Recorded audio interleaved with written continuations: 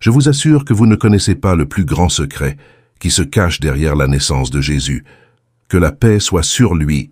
Aujourd'hui, je vais vous révéler, avec des preuves tirées directement de la Bible elle-même, pourquoi la conception miraculeuse de Jésus, paix sur lui, n'est pas une preuve qu'il est le Fils de Dieu divin. Au contraire, elle prouve qu'il est une création de Dieu.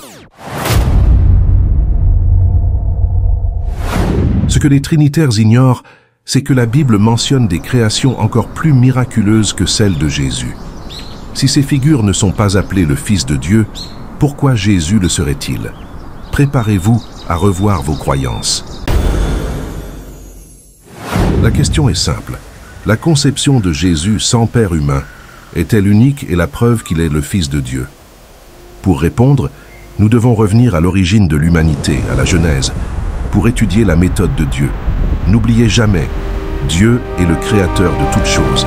Il n'a qu'à dire « soit » et la chose est créée.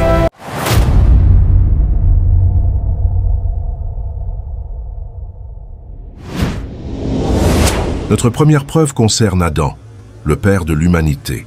Ouvrez la Genèse 2:7. L'Éternel Dieu forma l'homme de la poussière de la terre. Il souffla dans ses narines un souffle de vie, et l'homme devint un être vivant. Adam est une création purement divine. Il a été créé sans père, sans mère.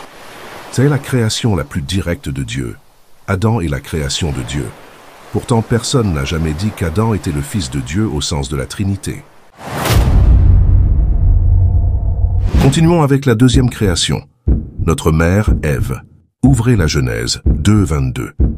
L'Éternel Dieu forma une femme d'une des côtes qu'il avait prises à l'homme, et il l'amena vers l'homme.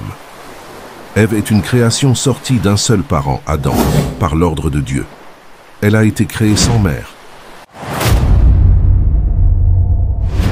Maintenant, nous regardons Jésus. Jésus est né sans père, mais avec une mère, Marie. Si nous mettons cela en perspective, Adam est la création la plus totale de Dieu, sans père ni mère. Ève est une création sans mère, mais elle est issue d'un parent unique. Elle fut tirée de la côte d'Adam. Maintenant, nous regardons Jésus. Jésus est une création sans père, mais avec une mère, Marie. Que la paix et la bénédiction de Dieu soient sur eux. Le fait que Jésus soit né sans père n'est donc pas un cas unique. C'est simplement une autre démonstration de la puissance de Dieu pour créer de la manière qu'il veut. Jésus a une descendance généalogique qui remonte à Adam. Si Jésus a un père spirituel dans la chaîne humaine, c'est Adam et non Dieu, car Adam fut créé sans père ni mère. Jésus est une création spéciale, pas le Fils de Dieu divin. Pour mettre un terme définitif à ce débat, le Coran apporte deux conclusions claires. Jésus est comme Adam. Le Coran nous confirme que la création de Jésus est l'équivalent de celle d'Adam. Dans la sourate Al-Imran, la famille d'Imran, verset 59, Dieu dit « En vérité, Jésus est auprès d'Allah comme Adam. Il l'a créé de terre, puis lui dit « Sois, et il fut. » Ce verset est la preuve absolue que la naissance miraculeuse de Jésus sans père est comparable à la création d'Adam, sans père ni mère. Les deux sont des créations par le seul ordre de Dieu, soit.